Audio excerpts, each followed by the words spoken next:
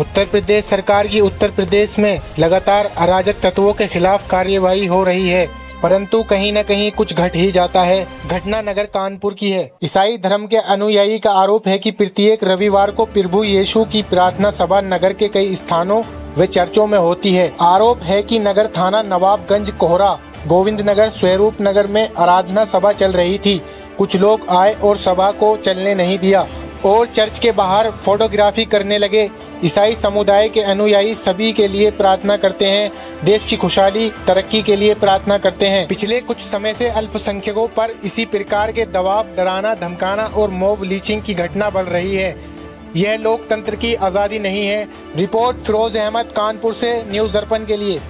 हर रविवार के समान प्रार्थना सभा चल रही थी जो कि स्वरूप नगर थाना क्षेत्र में है और पिछले 62 वर्षों से वहाँ पर प्रार्थना सभा चलती आ रही है। उसी तरीके से पिछले रविवार भी चल रही थी और उसी के दौरान कुछ लोग आए, तकरीबन 30-40 की संख्या में प्रार्थना सभा रोकी गई और कुछ इल्ज़ाम लगाए गए कि यहाँ पर हमें किसी ने पैसा दिया है और 50,000 रुपये की बात करी गई है।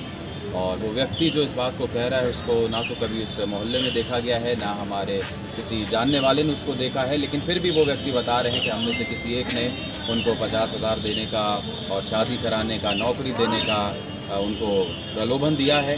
किनके द्वारा इल्ज़ाम लगाया गया? ये श्री अर्नव नाम है उन लड़के का जो इस इल्ज़ाम को लगा रहे हैं और उन्हीं के साथ कृष्णा तिवारी जी भी थे जो एक बड़ी भीड़ को लेकर हमारे बीच में आए थे।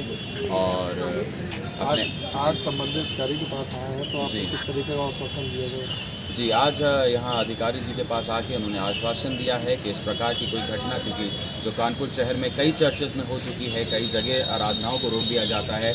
हमारे समाज में जो भी श्रद्धालु हैं, एक भय बना हुआ है, खुल के प्रार्थना नहीं कर पाते, आराधना नहीं कर पाते, अपने घरों में भी नहीं कर पाते।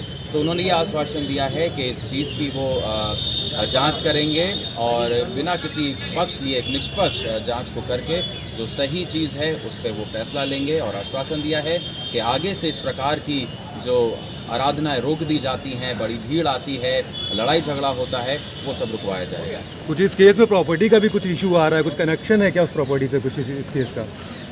प्रॉपर्टी का देखिए, ये है एक पुरानी प्रॉपर्टी है। हमारी जो ट्रस्टी हैं वो भी यहाँ पर आई हुई है हमारे साथ, और क्योंकि उस प्रॉपर्टी पे कुछ कई सालों पहले कुछ कब्ज़ा हुआ था जिसका मुकदमा चला आ रहा है कई सालों से, और वो जगह केस हम लोग जीते भी। उस प्रॉपर्टी में जो अवैध कब्ज़ा था उसको खाली भी कराया गया।